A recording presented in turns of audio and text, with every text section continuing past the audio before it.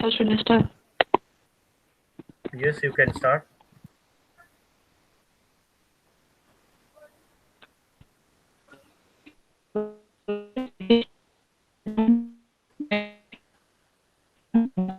Group Meitner will be presenting on a case study of the Martian atmosphere.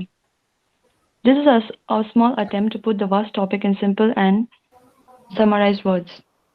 First of all, I'd like to start by giving a brief about the physicist Lisa Meitner, who was also nicknamed the German Mary Curie of science time. She was born in 1905 and lived for decades in radioactivity and to the discovery of polonium replacing oxygen in orbit and also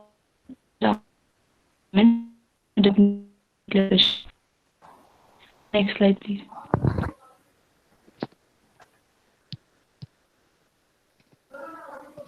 Now, what is Martian atmosphere made of?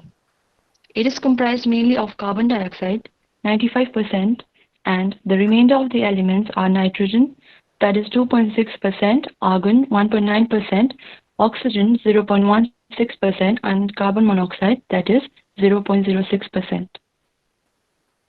Next slide, please. Mars, that is about the half of the size of Earth by diameter, has a much thinner atmosphere and an atmospheric volume that is less than 1% of the Earth. The atmospheric composition is also significantly different. Mars atmosphere is primarily carbon dioxide based, as said earlier, while Earth's is rich in oxygen, that is 20.9%, and nitrogen, 78.1%, also consisting of other trace gases like argon, carbon dioxide, etc. Next slide, please. Now, we'll see the evolution of Martian atmosphere in brief. In general, the gases found on modern Mars are depleted in lighter stable isotopes. By looking at the heavy isotopes, we can get a rough guess about the initial atmosphere. The Martian atmosphere is particularly prone to impact erosion owing to the low escape velocity of Mars. An early computer model suggested that Mars could have lost 99% of its initial atmosphere due to impact erosion. There might have also been a strong greenhouse effect to warm the surface enough to keep water molecules in liquid state. Due to the lack of magnetic field protection, the Martian atmosphere was also destroyed by the strong solar wind and escaped to space. So that was a brief about the composition and evolution of Martian atmosphere. Now I'd like to ask Rudraneel to speak on the topic discovery of methane on Mars. Thank you, Tithi. Now I'm going to speak. So, when methane was first found on Mars back in 2003, it had created headlines in the scientific community. I mean, life on Mars does sound very fascinating. And if the newfound discovery of methane is from any biological sources, it could change the way we see Mars. Therefore, the buzz around this topic is pretty understandable. Now, I'm going to show a table which shows us the ethylene and methane. This table shows the upper limit of gases ethane, ethylene, and methane along the years till 2018. In the table, this ppv means parts per billion, and as we can see, the readings are not consistent, and it's pretty. It keeps fluctuating. Sometimes it's 0.2, 4.1, 14, 8, 6.6, which suggests that the methane might be seasonal, or it might come in episodes. So this is a graph showing the cyclic seasonal variation in Martian atmospheric methane. Methane is chemically unstable in the current oxidizing atmosphere of Mars, which means the maximum lifetime of methane is 300 to 400 years in the present atmosphere of Mars. It would quickly break down due to the ultraviolet radiation from the sun and the chemical reaction with other gases.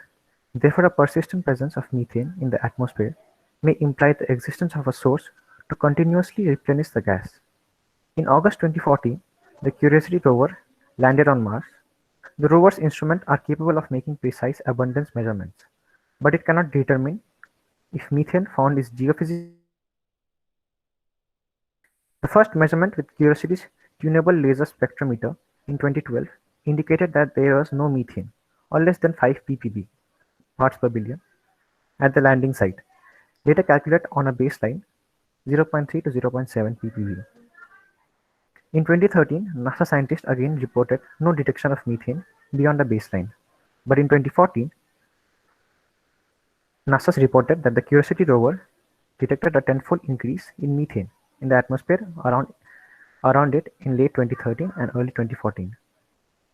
Four measurements taken over 2 months in this period averaged 7.2 ppb, implying that Mars is producing or releasing methane from an unknown source in episodes. Before and after that, readings averaged around one-tenth on that level. On June 7, 2018, NASA announced that the confirmation of a cyclic seasonal variation in the background level of atmospheric methane. So this is the graph which shows the methane, how sometimes it's high, sometimes it's low. So the Indian Mars Orbiter mission, which had entered the orbit around Mars on 24th September 2014, is equipped with a Fabry-Perot interferometer to measure atmospheric methane. But after entering the Mars atmosphere, it was determined it was not capable of detecting methane. The Perseverance rover, which landed on February 2021, and the Rosalind Franklin rover, which is due to land on 2023, will not be equipped to analyze the atmospheric methane, nor its isotopes.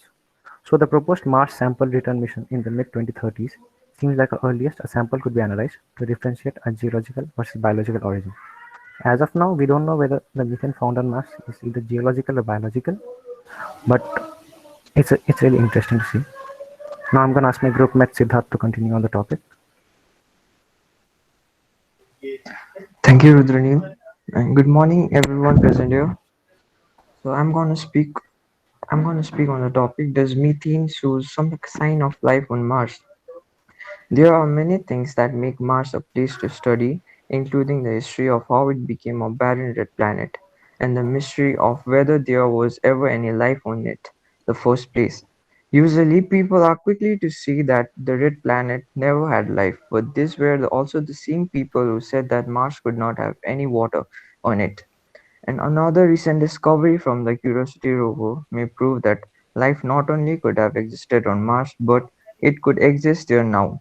Now, before you start shouting Martians, that's not exactly we are talking about. Rather, we are talking about the gas known as methane being discovered once again on Mars. Confused? Well, methane is a gas that can be made both naturally by the world itself, but also by organic life, as certain kinds of microbes are able to likely exhale methane, but not unlike how plants exhale oxygen. Anyways, in 2019, the Curiosity rover not only detected methane on Mars in the Gale crater, but it was also at the same level, which was not previously detected before on Mars. It was at 21 parts per billion, which is way higher than anything previously, thus making scientists wonder what exactly is happening on Mars. Should this be organic life? It would mean that microbes of some kind are likely living underneath the surface of the planet.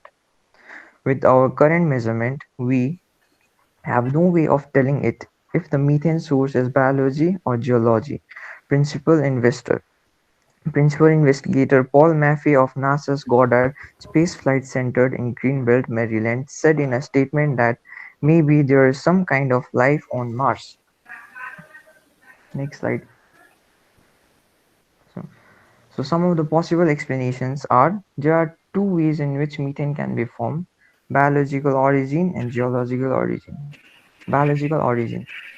The biological origin of Martian methane could be explained by the existence of microorganisms called methanogenes existing deep under the surface and producing methane as a result of their metabolism. Number two, geological origin. The geochemical process, also called serpentinization, could also produce the abiotic methane. Serpentinization is a biological low-temperature metamorphic process involving heat, water, and changes in pressure. It also occurs when olivine, a mineral present on Mars, reacts with water, forming another mineral called serpentine in the presence of carbon dioxide and some catalyst. When certain catalysts are also present, the hydrogen combines with the carbon to form methane. So whether methane on Mars is geological or biological in origin, we are yet not sure about. The idea of a foreign life on any planet is intriguing for sure. So next slide. So here are some of the reference. Thank you. Thank you. Well done. No, don't stop the presentation. Go back. There'll be question and answer session. Rudra, keep the presentation on the screen. Yes, sir. Okay. Do any of the students have any questions?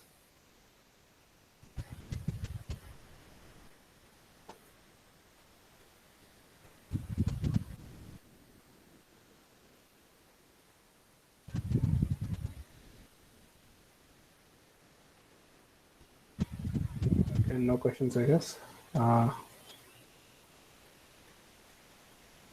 Okay, fine. I'll start by making a few comments. Okay, this is a pretty good. I kind of like this presentation. Not very technical, but that's fine. It did have some very interesting information. And obviously, this is a subject where you can't really go technical. First of all, you all don't have the knowledge. Secondly, if you go very technical, everyone's going to get very, very bored. So I'll make a few comments. First of all, go to your fourth slide. Yeah, it's difficult to read the words. You have a lot of words, and then the background is impeding with the words. So either you put the picture separately and the words separately, or you put a black background behind the white text. Okay, Yes, but fundamentally, this is like just sort of like a presentation thing. Okay, so you don't want, again, this is an issue that I think Ayush had a little bit last time also, and his background was sort of interfering with some of the words. It happens. But this is something you kind of want to avoid. Either put the picture separately so that it's not behind the words, or else put some sort of black background behind the words so that it doesn't interfere with the thing. Next, go to your reference slide right at the end.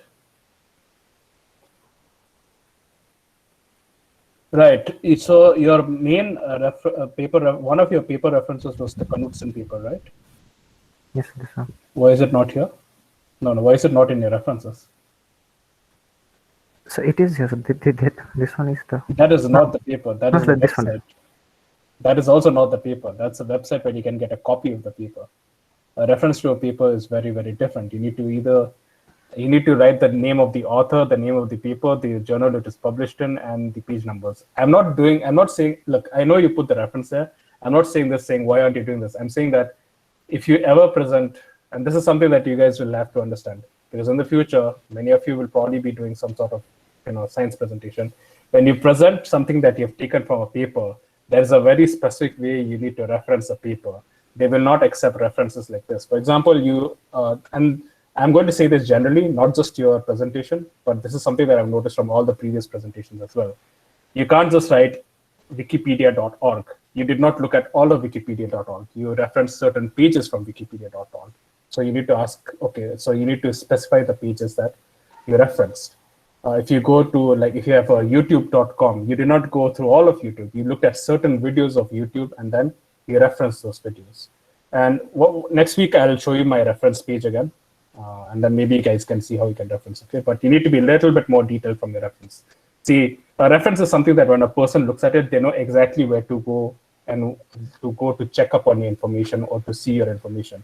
If you write wikipedia.org, I have no idea where in Wikipedia you went to look at the Martian atmosphere. Okay, so you need to be a little bit more specific about your references. But the fact that you did not reference the paper is actually a big no-no. You need to actually reference the paper specifically, and I'll talk about it later.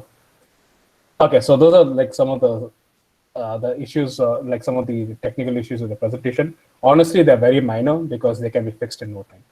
I didn't see any great problems, and it was a very good presentation. I quite liked it. So one question is, because I have to ask you a question here.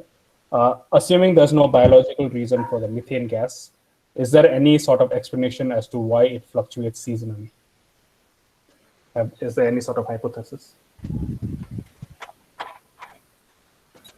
So I'm not sure, but I think there might be some seasonal changes. It might be it's behind some ice or something. But I'm not informed enough to speak on it.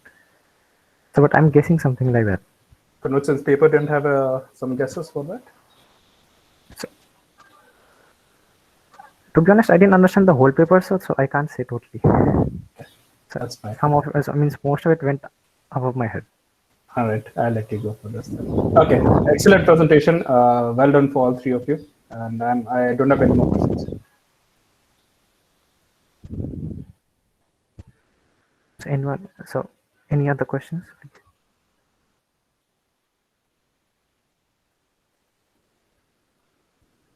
Hello, am I audible? Yes, sir. Yes, sir. Yeah, it was a very good presentation. And yeah, just like sir said, it's not possible to, dig very deep into the technicalities of this topic. And I felt that this is a very, universal type of presentation. Anyone from any other discipline would have understood. It's very well done. And can you just take me back to that slide where there was some problem in the contrast? Yeah. So what sir is suggesting, that is definitely doable. You can just put a background, simply just fill the text box with black color or something. Or if you want to, insist on the background, do one thing. You can use a transition here. And when this slide comes, you can spare 1 or 2 seconds. 1 second would be enough, I think, to show us the background. Then on the next click, you can put transition effect like appear or fade in, so that the text comes with the black box. Okay. Yes, sir. So I felt that you all wanted to emphasize on the background as well. That's good. And can you take me to that curve where the fluctuation? Yeah. Can you explain what does this horizontal vertical lines mean? Extended from each point, a bit up and down. What does these lines mean? So the vertical ones, right? Yeah. Suppose there's a blue dot and there's something, a line above it and line below it. What does it mean? So I don't know, to be honest. So Achha. these are graphs So which was there with the article, so I took it. okay, fine. And yeah, the other thing with this slide only, I can tell that everything was good. The speech was very well rehearsed. Recitation was good, but same at the same time, I felt there was little bit of monotony because with this slide only you explained many things and the slide wasn't changing. Okay. Now the thing is that these are audiovisual aids which you are using. You are speaking over the phone or a device and you are showing some visuals. The only thing is that to make the viewers experience more rich, and at the same time it's kind of a psychological hack. So you can't, trap the viewers for long on a single slide. Like here you explain many things about the seasonal changes. I think you could have fitted 1 or 2 slides with that. Okay. Yes, If sir. you are trying to explain something, suppose I don't think it's very, imperative to spend more than uh, 10 to 15 seconds speaking on a single slide. I think you got it. Yes, sir. And had there been animations, then it would have been good. Like if there, you would have inserted a GIF thing. Okay, still that works. And with Sidharth also the same thing. Can you take me to the slide where that paper is reference? Yeah. Yeah, this one, same thing here. He explained many things. I think he made he named some famous people on this work. So here also I felt that you could have added 1 or 2 slides to, take care of this monotony. This thing is very difficult for the speaker to understand. Okay, you won't be able to feel this. So next time you can, yeah, obviously insert meaningful things. Don't insert any meme inside. Okay. Yes, sir. So that is also not encouraging. And what sir said with citations, yeah, he will definitely referencing. He will definitely go more deep into that. You can look into. There's a format called APA, American Psychological Association. They have a standard format of citations and referencing. So the main thing is that if I want to study further with that particular click or link, I can get to the destination. Right? That is the idea.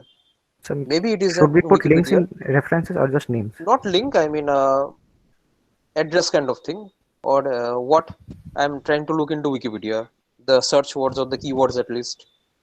Okay, sir. Okay. Yeah, it may be links, but I think you should put it in the proper manner because it's very important where from you're taking the references. And yeah, it was a very good presentation. And with Tithi also same thing. At the beginning, she spared few words for Lisa Meitner. That is very appreciable. There also, you'd have at least put a photo of Lisa Meitner. So I thought Was actually, it there? no, sir, no, sir. Actually, we thought it would be totally off topic because she's not Yeah. model. Still, whenever you're talking about her, yeah, that is also a thing. Still, that won't be a big issue. It's a first presentation here. Okay, sir. Okay. Okay, and that's a very good thing. Keep it up. That's all from my side. Thank you, sir. Thank you, sir. Thank you, sir. Okay. So Prajwal sir, right now he can't unmute himself, so he has written his comments. Everyone have a look on the chat box. And no questions from him. And I have a little question. Yes, ma'am. So my question is, so now you are talking about the atmosphere on the Mars. So could a helicopter fly on the Mars?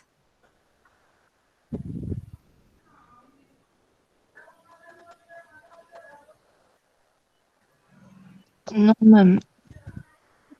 So explain, please. It is because the gravitational pull of Mars is very less. And Wouldn't what that about make the helicopter easier to fly? Yeah. Yeah, that's Then true. the escape velocity we can Like- use.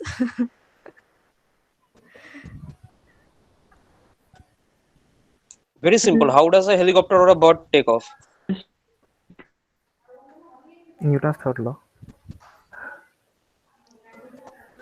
It pushes air. Explain, please.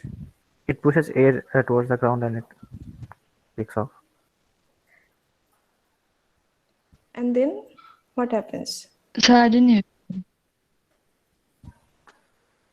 And then it stabilizes by pushing air at a constant speed towards the ground. Okay, and for the Mars, and what about the atmosphere in the Mars? It Is should it be like able the to. Mars does have a thin atmosphere, but I think so it should be able to. thin means in physics it is not like if you are saying it is thin and it is thick. So I can't understand. You have to, So yeah. most of the atmosphere Mars has escaped, so the volume has decreased of the Martian atmosphere. So the helicopters will fly easier, so not at normal speed, but I think so they should be able to fly.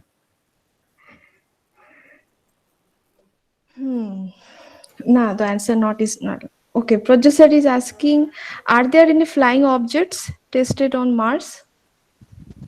No, sir, I don't think so. I mean, around the orbit, yes, but not on Martian atmosphere. Means, according to my knowledge, sir. I might be wrong. Okay, sir is asking. There was a drone on Mars, right? Oh yeah, Ingenuity. So I was writing about it. Okay, so then I'm wrong. They just launched it. What is the name of the probe again? Perseverance. Yeah, Perseverance just launched it a week or two back. So yeah, the atmosphere of Mars is extremely thin. So it like a helicopter, like the way we think of helicopters, which which is these big bulky things which carry like about 4 people. That's not going to happen because we don't have enough air density to allow a downward push. You need to have a very specialized rotor system, which you don't have yet.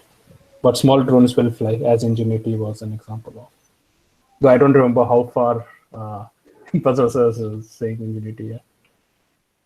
I don't remember how much time that drone flew, but yeah, you can fly small objects, and there is a currently a project going on, multiple projects going on, where they're trying to fly not a drone but something like a fin shaped, like an airplane fin shaped for short flights, for short like ground level flights as well.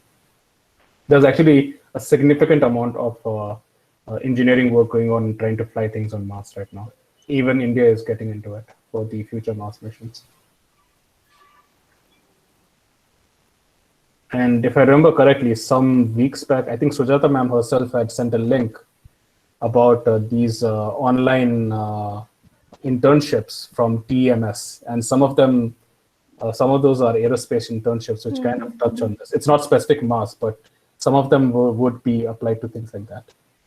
If you guys are paying attention, that would be, that's sort of how they go about doing things over there. And producer has added the details. So it has, yeah, that internship. So it's 2400 RPM carbon fiber rotor blades. These are a special type of blades. So you know what does RPM mean? Rotation per minute. Okay, that's all from my side. Thank you, ma'am. Okay. So then, I think so. No more questions.